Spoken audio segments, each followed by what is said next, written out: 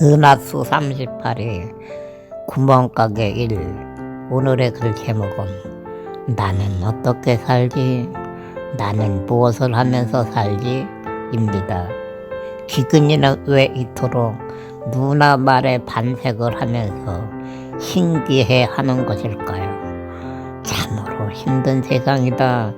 나는 계속 나이를 먹어갈 텐데 그 누구도 나에게 관심 가져주는 사람은 찾을 수 없구나 하는 생각에 마음 아파하면서 고민했는데 누나가 기가 뻥 뚫리는 말을 한 것입니다. 사람들과 달리 남다르게 태어난 기분이 미래가 불투명함을 알기에 어릴 적부터 고민이 많았습니다. 남 모르게 한숨을 쉬고 했습니다. 그런데 오늘 누나에게 생각지도 못했던 뜻밖의 말을 듣게 된 것입니다. 세상에 태어나서 처음으로 진기한 말을 들은 것입니다. 누나가 자신에게 관심을 가지고 있다는 그 자체만으로도 감동을 먹은 것입니다. 그래, 네가 가게를 하는 거야. 너는 내일 노는 것도 얼마나 심심하니? 가게라도 하면서 말이다. 용돈을 벌 수 있으면 얼마나 좋겠니? 누나는 말했습니다. 지금까지 들어왔던 말 중에 가장 아름답고 정겨운 말이라고 생각했습니다.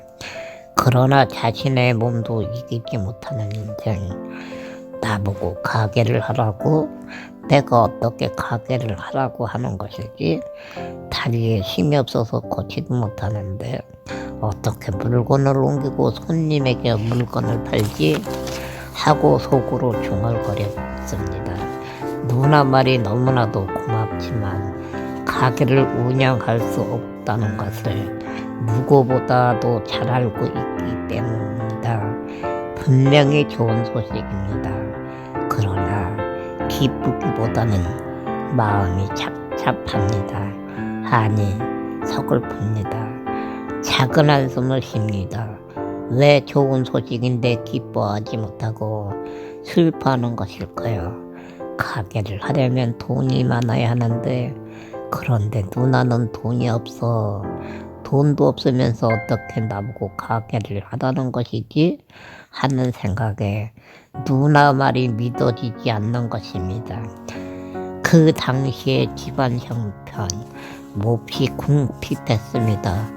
동네에서 쌀 장례를 많이 얻어서 부모님은 빚쟁이로 살고 있었습니다. 가을에 추수하여 이자만 어렵사리 갚아가며 살아가는 가정, 때로는 끼니도 고르면서 살아가는 형편이었습니다. 더욱 중요한 점은 누나는 돈이 없습니다. 취직하여 돈을 벌던 때도 아닙니다. 한마디로 말해서 누나는 빈털터리 인생입니다. 그래서 누나 말을 받아들이지 못하고 있는 것입니다. 안중에서 기승이 오빠가 가게를 한다고 예전에 너에게 말을 한 적이 있었지? 내가 너희 이야기를 했어. 그랬더니 기승이 오빠가 말이다. 너를 생각해서 이상으로 물건을 준다고 하더라. 그냥 돈을 번다는 생각을 하지 말고 심심풀이로 한번 해봐라.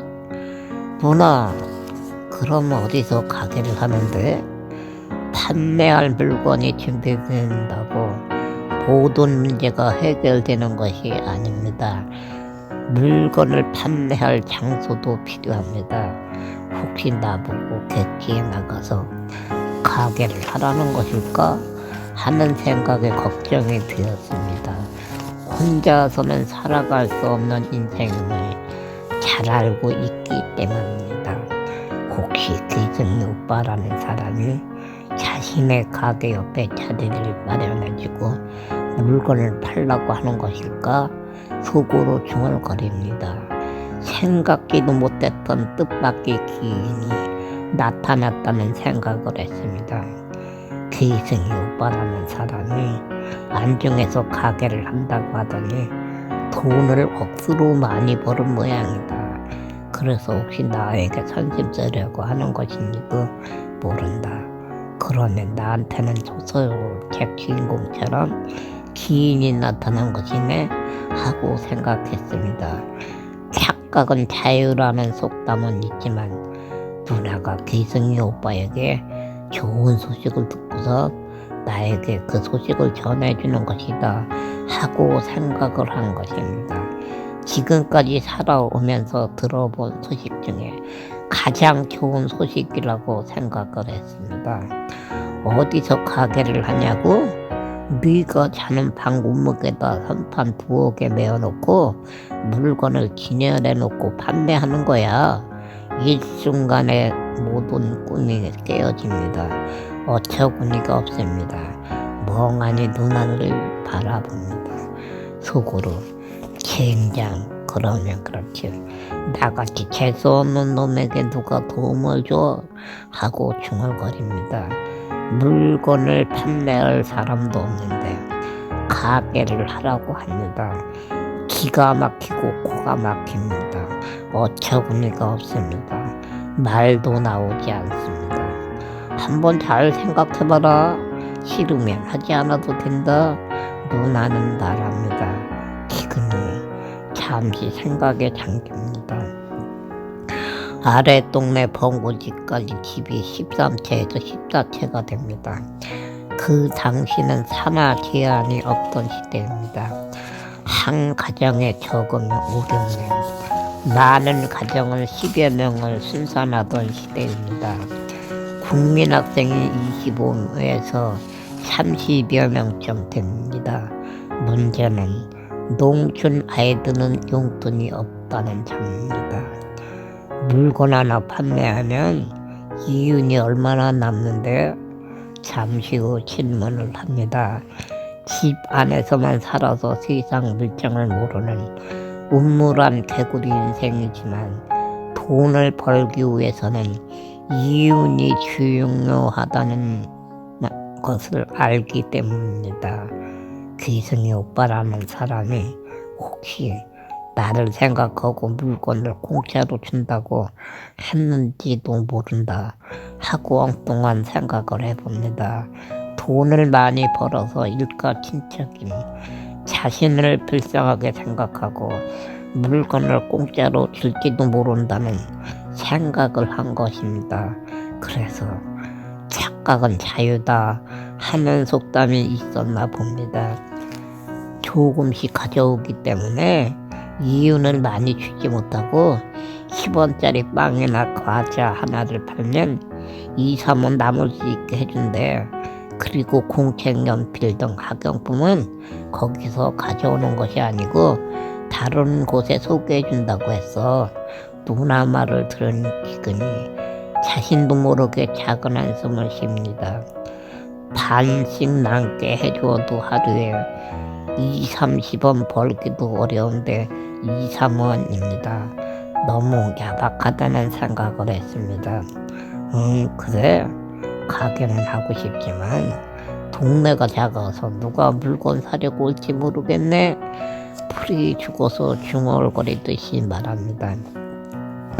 물건을 구매할 손님이 있을지도 의문이지만 방에서 가게를 하라는 누나의 말이 마음에서 받아들여지지 않는 것입니다. 기근이는 왜 부정적인 생각만 하는 것일까요? 동네 어귀에 가게가 있습니다. 홍원 국민학교 가는 길목에도 가게가 있습니다. 어른들은 동네 가게에서 물건을 구매하고 학생 아이들은 학교에서 가면서 학용품을 구매합니다. 그러므로 희망이 보이지 않는 것입니다.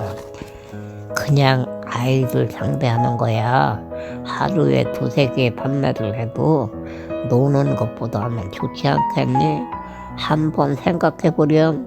네가 한다고 하면 안중시장에 갈 때마다 가져다 줄게. 알았어. 생각해볼게. 며칠 동안 고민했습니다. 답은 나오지 않았습니다. 5일째 날 가게를 하고 싶다고 했습니다. 아무것도 할 수 없는 인생이기에 나에게는 이론도 소중하다 하는 생각을 한 것입니다. 이론을 벌더라도 하는 것이 좋을 것이라는 생각을 한 것입니다. 10여 살부터 나는 어떻게 살지, 나는 무엇을 하면서 살지 하는 생각에 고민했지만 방법은 없었습니다. 그런데 오늘 누나가 지푸라기 하나를 던져준 것입니다. 이튿날 누나는 공채 30권, 연필 2타스, 원고지, 시험지 등 학용품을 가져옵니다. 다음 날은 빵, 과자, 사탕 등을 가져옵니다. 아침에 버스 타고 가서 10여리 넘는 길을 걸어서 오는 것입니다. 학용품은 돈을 지불하고 빵, 과자 등은 의상으로 가져온 것입니다. 물건 진열 누나가 해줍니다. 송판으로 칸막이하고 물건을 진열해 놓았습니다. 소꿉놀이처럼 초란하지만 속으로 이것은 내 것이다. 나도 이제부터 가게하며 돈을 버는 것이다. 나도 돈을 벌 수 있게 되었다 하고 생각했습니다. 참으로 이상합니다. 기분이 좋아집니다. 할 일이 생겼다는 생각에 마음의 의료가 되고 희망이 생깁니다. 39회에 계속됩니다.